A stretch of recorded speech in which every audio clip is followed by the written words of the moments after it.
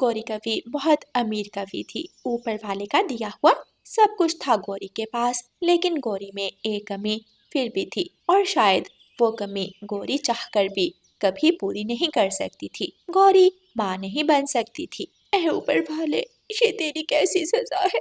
सब कुछ है मेरे पास, लेकिन मैं माँ नहीं बन सकती। गौरी के दरवाजे पर दस्तक होती है। कौन है? मैं हूँ गौरी, दरवाजा खोलो। गौरी दरवाजा खोलती है। आओ रानो, अंदर आ जाओ। क्या हुआ गौरी बहन, इतनी उदास क्यों हैं आप? रानो, मैं उदास ना हूँ तो और क्या करूँ? तुम्हें तो पता है कि मैं कभी माँ नहीं बन सकती अगर कालू ने दूसरी शादी कर ली। गौरी बहन, अगर आपको बच्चा ही चाहिए तो आप बच्चा अडॉप्ट कर लें। कालू भैया को दूसरी शादी करने की क्या ज़रूरत है? ये तो मेरे दिमाग में आया ही नहीं। मैं आज ही कालू से बात करूँगी। जी गौरी बहन, आप करना बात। अच्छा, मैं चलती हूँ। गुड़िया अकेली है घर पर। रात हो जाती है। कालू कौवा घर आ जाता है। आ गया। कैसा रहा आज का दिन? अच्छा रहा गौरी, आज बढ़िया काम मिल गया था। कालू जी, मुझे बहुत ज़रूरी बात करनी है आज आपसे। हाँ गौरी, बोलो क्या बात है। कालू जी, क्यों ना हम एक बच्चा पक्षी अडॉप्ट कर लें? अडॉप्ट कर ले? इसकी क्या जरूरत है? तो और क्या, आप दूसरी शादी करने का सोच रहे हैं? ओहो गौरी, मैंने ऐसा कब बोला है भला। अच्छा ठीक है, मैं कल दूसरे जंगल जाऊंगा और इस बारे में चाचा जी से बात करूंगा। मैं भी साथ चलती हूँ कालू जी। गौरी, मुझे पहले पता करने दो कि कोई पक्षी अपना बच्चा पक्षी देना चाहता भी है या नहीं, फिर तुम्हें भी साथ ले जाऊंगा। अच्छा ठीक है कालू जी। अगली सुबह कालू कौवा दूसरे जंगल जाता है। कालू अभी जंगल पहुंचा ही था, उसे एक कवि नजर आती है। सुनो कौवे, क्या तुम इसी जंगल की हो? कौन है? और इस तरह आप मेरे से बात नहीं कर सकते। क्या मतलब कौवे, क्यों नहीं कर सकता बात? कालू कौवा अभी पिंकी से बात ही कर रहा था कि वहाँ पिंकी का पिता आ जाता है। कौन हो तुम? इस तरह मेरी बेटी से बात क्यों कर रहे हो? तुम्हें इस जंगल में पहले कभी नहीं देखा। मैं यहाँ अपने चाचा जी से मिलने आया हूँ। मुझे अपने चाचा जी के घर ले चलो। और पिंकी, तुम घर जाओ। कालू कौवे को कुछ समझ नहीं आती और वो पिंकी के पिता को अपने चाचा के घर ले जाता है। कालू, कैसे हो? और ये कौन है साथ? कालू अपने चाचा को सारी बात बताता है।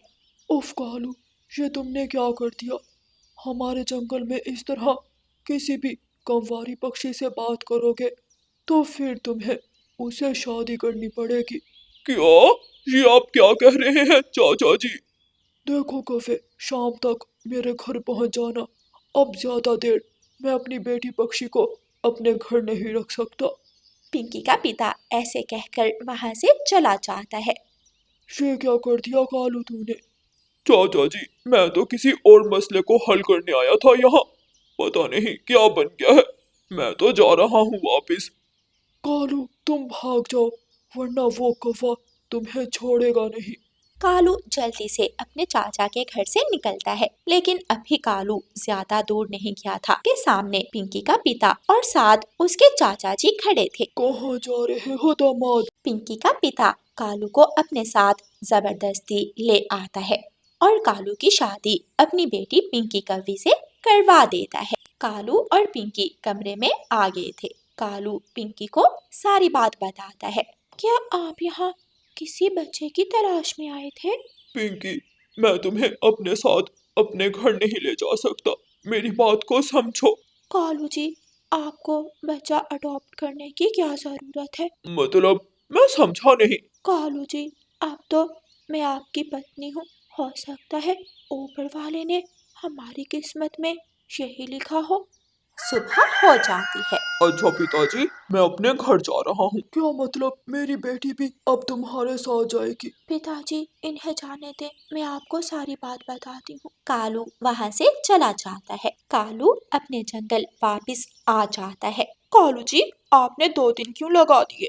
गौरी, बस ऐसे ही चाचा जी जिद कर रहे थे तो मैं एक और दिन वहाँ रह पड़ा। कोई बात बनी फिर? हाँ हाँ, एक कौवी पक्षी मान गई है, लेकिन अभी उसने अंडा नहीं दिया। जैसे ही अंडा देगी वो अंडा हमें दे देगी। ये तो बहुत अच्छा हो गया। पिंकी, क्या हुआ? तुम ठीक तो हो? कालू जी, हमारे अंडे से एक लड़का पक्षी निकला है। बहुत बधाई हो तुम्हें पिंकी, बहुत बहुत ज्यादा बधाई हो। मैं बहुत खुश हूँ। कालू कौवा उस लड़के पक्षी को अपने साथ ले जाने लगता है। हाँ हाँ, ले जाओ अपना वारिस। लेकिन मेरी बेटी का क्या? पिंकी, अपना सामान पैक करो, तुम भी मेरे साथ जाओगी। कालू कौवा पिंकी और अपने बच्चे के साथ अपने घर पहुंच जाता है। कालू, तुम ले आए? तुम हमारे बच्चे को ले आए? हाँ गौरी, मैं ले आया। ये एक लड़का पक्षी है। मैंने तो अपने बेटे का नाम भी सोच लिया है। हम इसका नाम जग्गू रखेंगे। कालू, ये तुम्हारे साथ कौन है? ये वो कालू सच बोलने की हिम्मत नहीं कर पाता। ये वो इसे घर के काम करने को लाया हूँ। तुम तो अब अपने बच्चे का ध्यान रखोगी। हाँ, ये बहुत अच्छा किया तुमने। पिंकी बेचारी कुछ नहीं बोलती। पिंकी दिन रात काम करती, उसका बच्चा उसकी आंखों के सामने होता, लेकिन पिंकी उसे अपना बच्चा नहीं कह सकती थी। दिन गुजरते रहे। जग्गू अब बड़ा हो गया था। मम्मा मम्मा, मुझे बहुत भूख लगी है। जग्गू बेटा, मुझे अभी नींद आ रही है, थोड़ी देर बाद खिलाती हूँ खाना। लेकिन मम्मा, मुझे बहुत भूख लगी है। आओ जग्गू बेटा, मैं आपको खाना खिला देती हूँ। हाँ पिंकी आंटी, मुझे आप खाना खिला दो, मुझे बहुत भूख लगी है। पिंकी जग्गू को भूखा देखकर रह नहीं पाती और उसे खाना खिलाने लगती है। आप बहुत अच्छी हैं पिंकी आंटी, मम्मा बहुत गंदी है। गोरी कवि और चाहती है। हाँ हाँ, कर दो मेरे बेटे को मेरे खिलाफ। निकलो मेरे घर से अपने गंदे हाथों से। मेरे बच्चे को खाना क्यों खिला रही हो? निकलो मेरे घर से। कालू कौवा घर आ जाता है। पिंकी रो रही थी और गोरी उसे बातें सुना रही थी। गौरी, बस कर दो। पिंकी को बातें सुनाना बंद करो। तुम्हें बड़ा तरस आ रहा है इस पिंकी पर। आखिर कालू कौवा गोरी को सारी बात बता देता है। इतना बड़ा धोखा मेरे साथ! निकलो, निकलो मेरे घर से। रानू चिड़िया भी गोरी कवि के घर आ जाती है। गोरी बहन, आप ऐसे क्यों चिल्ला रही हो? गोरी रानू को सारी बात बताती है। गोरी बहन, इसमें पिंकी का कोई दोष नहीं है, ये सब तो अनजाने में हुआ। आपके पास अगर आज संतान का सुख है तो इसकी वजह पिंकी बहन है। आखिर गौरी को पिंकी की कुर्बानी का एहसास हो जाता है। मुझे माफ कर दो पिंकी बहन, तुमने मुझे अपनी संतान दे दी और मैंने तुम्हारे साथ इतना बुरा किया। फिर वो सब मिलकर हंसी खुशी रहने लगते हैं। प्यारे दोस्तों, इस कहानी को लाइक, अपने दोस्तों के साथ शेयर और चैनल को सब्सक्राइब करना बिल्कुल मत भूलना। आपका धन्यवाद। रानो चिड़िया की ऐसी कहानियाँ सुनने के लिए YouTube सर्च बार में रानो चिड़िया की कहानी लिखें या फिर ये बटन दबाकर बोलकर कहें रानो चिड़िया की कहानी। गोरी कवि और रानू चिड़िया दोनों बहुत अच्छी सहेलियां थीं। पूरे जंगल में दोनों की दोस्ती बहुत मशहूर थी। रानो, तुम्हें पता है कल मेरी माँ ने ये गाजर का हलवा बनाया था। मैं तुम्हारे लिए गाजर का हलवा लाई हूँ। गौरी मेरी दोस्त, तुम कितनी अच्छी हो, मुझे गाजर का हलवा बहुत पसंद है। रानू चिड़िया हलवा खाने लगती है। वहाँ कालू कौवा भी आ जाता है। कैसी हो गौरी? लो, आ गया फिर काला कलोटा कौवा। गौरी, बेचारे को ऐसे तो ना कहा करो। ये तुम दोनों क्या बातें कर रही हो? मुझे भी बताओ। कालू, तुम यहाँ क्या करने आ जाते हो रोज? गौरी, मैं क्या करूं? तुम्हें देखने को दिल करता है तो मैं आ जाता हूँ। कालू, तुम्हारी यहाँ कोई दाल गलने वाली नहीं है। मैं तो किसी अमीर कौवे पक्षी से शादी करूंगी जो सुंदर भी होगा और तुम्हारी तरह कंगला नहीं होगा। गौरी, मैं खुद को तुम्हारे काबिल बना लूंगा। ये कहकर कालू कौवा चला जाता है। रानो मेरी सहेली, मेरी इस काले कौवे से जान छुड़वा दो, ये तो मेरे पीछे ही पड़ गया है। गौरी, मुझे कालू भाई की आंखों में सच्चाई नजर आती है, तुम एक मौका दे दो बेचारे को। ओहो रानो, तुम भी ना, अब मैं हूँ ही इतनी सुंदर, मैं किस किस को मौका दूं?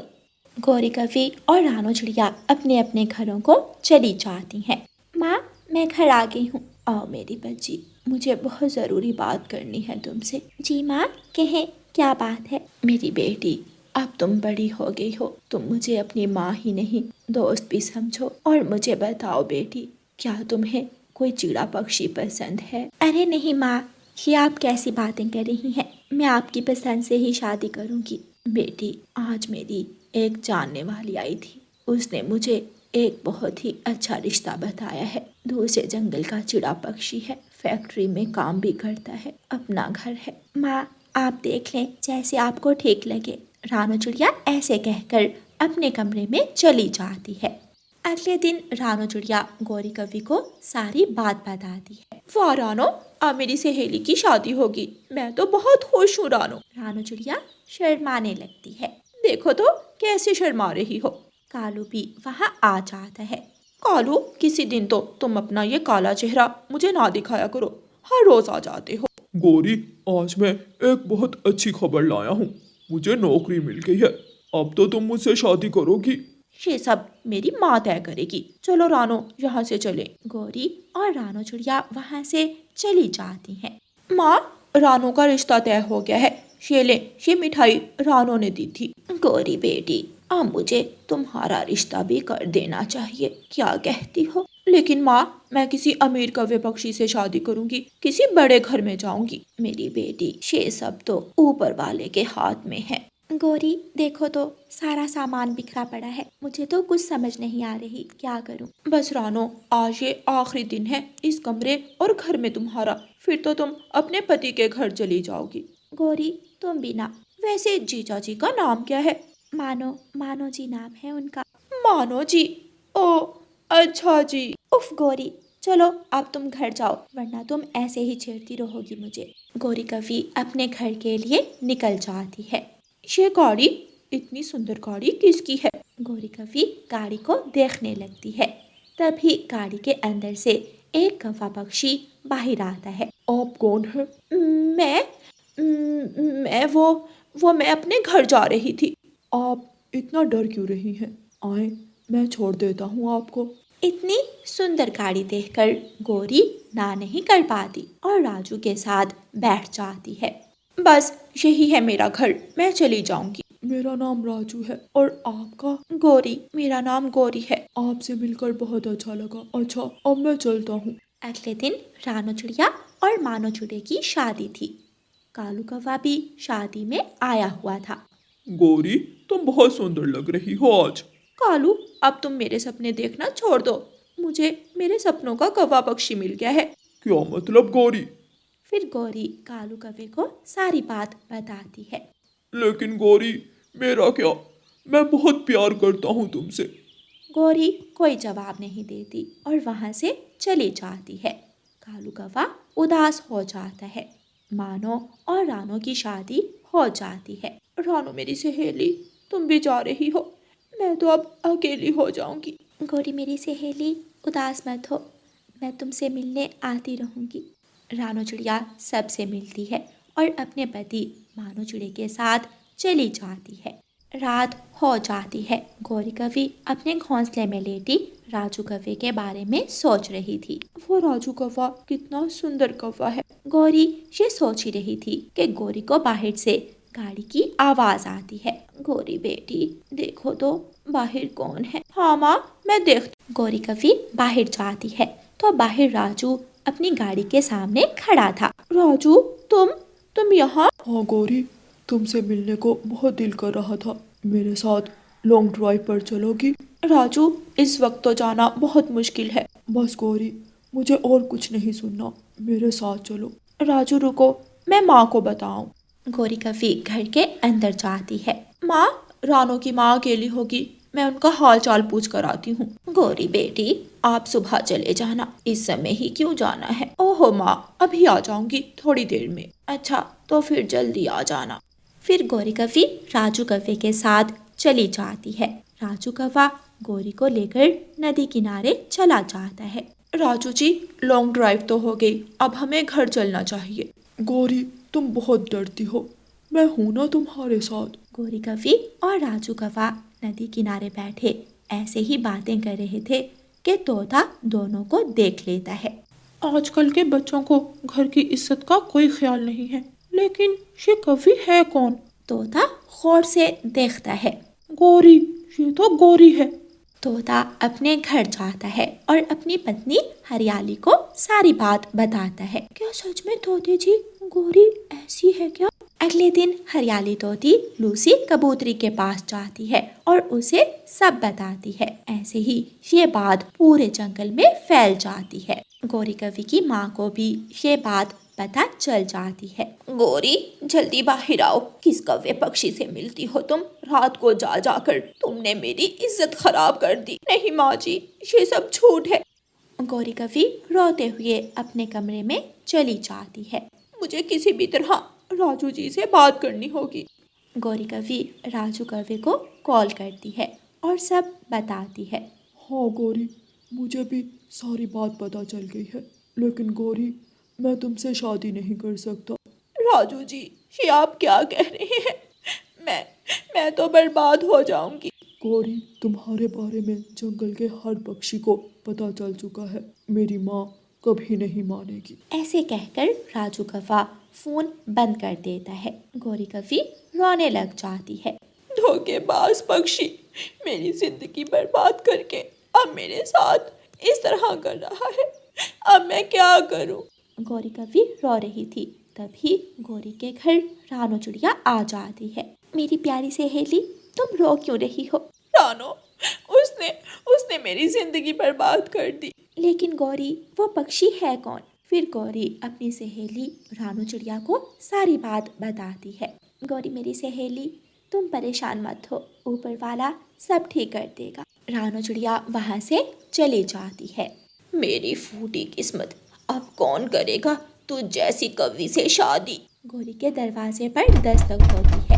गौरी कवि दरवाजा खोलती है। कालू, तुम? हाँ गौरी जी, मैं।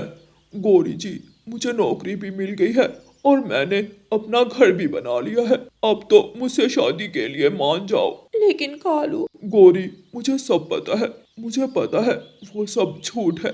अगले दिन कालू कौवा अपने माता पिता को ले आता है और गौरी की शादी कालू कौवे से तय हो जाती है।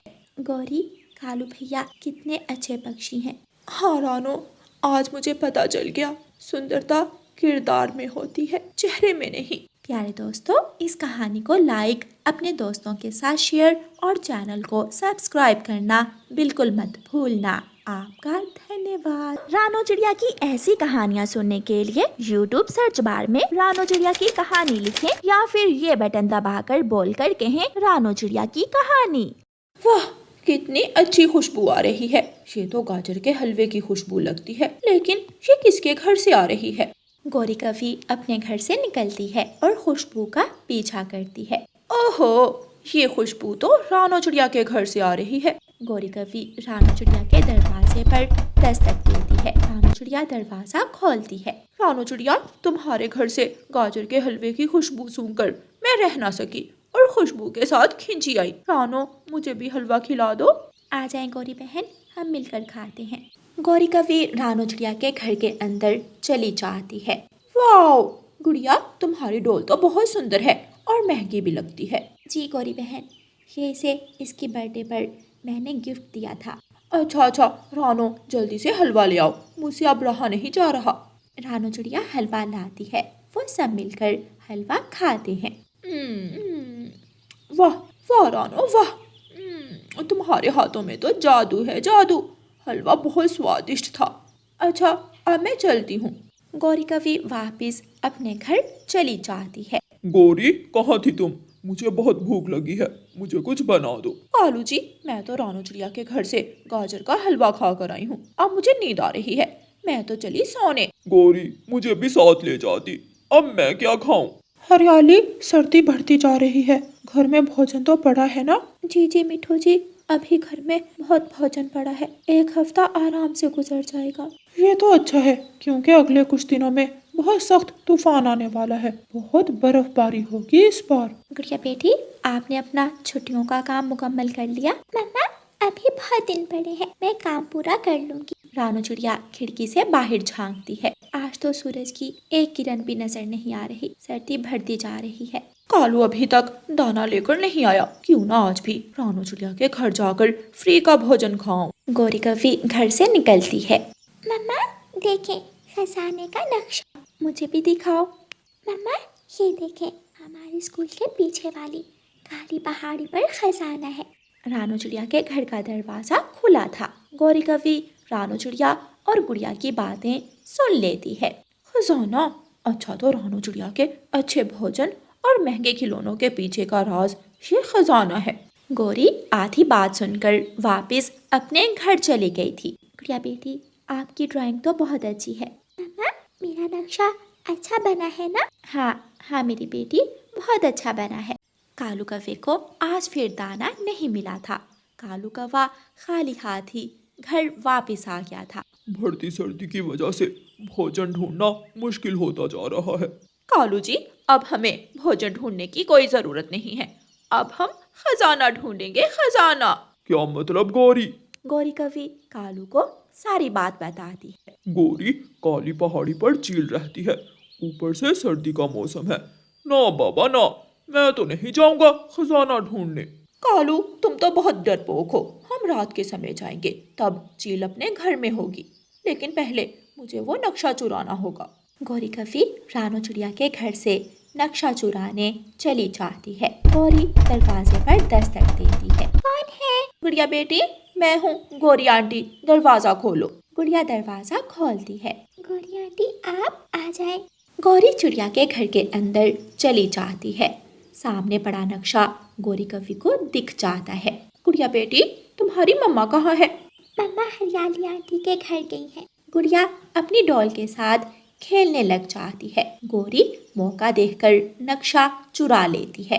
अच्छा गुड़िया बेटी, मैं जा रही हूँ, मैं रानू से मिलने आई थी। गौरी कभी घर पहुंचकर नक्शा खोलती है। देखो कालू, काली पहाड़ी की इस जगह पर खजाना दफन है। शाम हो रही है, हमें अभी निकलना होगा। गौरी और कालू कौवा घर से काली पहाड़ी की तरफ निकल जाते हैं। रास्ते में उन्हें रानू चिड़िया मिल जाती है। कालू भाई, गौरी बहन, आप कहाँ जा रहे हैं? रानू, घर में बिल्कुल भी भोजन नहीं है, हम भोजन ढूंढने जा रहे हैं। गौरी बहन, मैं अभी हरियाली के घर से आ रही हूँ। हरियाली बहन बता रही थी आज रात बहुत तेज़ ठंड का तूफान आने वाला है, आप जल्दी वापस आ जाना।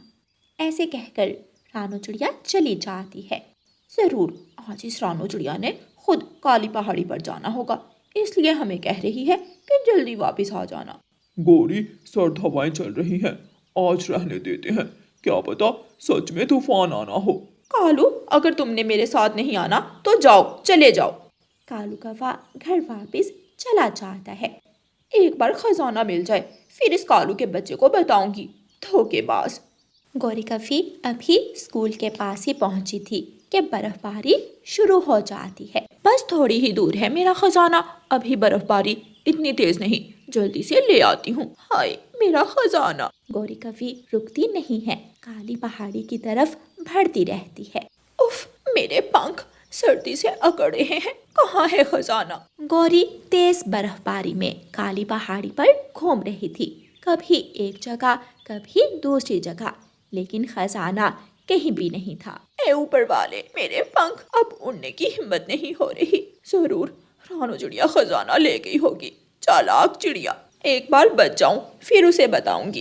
कालू, ओए कालू, दरवाजा खोलो, बेशरम डरपोक पति। गौरी ठंड से जम गई थी, लेकिन घर पहुंच गई थी। मना किया था ना मैंने, लेकिन मेरी कहाँ सुनती हो तुम। ये भाषण बाद में देना, मेरी तो ठंड में कुल्फी बन गई है, जल्दी आग जलाओ। उस चिड़िया को तो मैं सुबह पूछूंगी, धोखेबाज चिड़िया। अगली सुबह गौरी कभी रानू चिड़िया के घर जाती है। धोखेबाज रानू चिड़िया, ये नक्शा किसी काम का नहीं, कल सारी रात मेरे पंखों में दर्द रही है। क्या मतलब, ये क्या कह रही हैं आप? गौरी बहन, मैं कुछ समझी नहीं। फिर गौरी कभी रानू चिड़िया को सारी बात बताती है। रानू चिड़िया को गौरी की बेवकूफ़ी पर बहुत हंसी आती है। गौरी बहन, ये कोई नक्शा नहीं है किसी खजाने का, बल्कि मेरी बेटी गुड़िया की ड्राइंग है। गौरी को अपनी बेवकूफ़ी पर बहुत अफसोस होता है। प्यारे दोस्तों, इस कहानी को लाइक अपने दोस्तों के साथ शेयर और चैनल को सब्सक्राइब करना बिल्कुल मत भूलना। आपका धन्यवाद।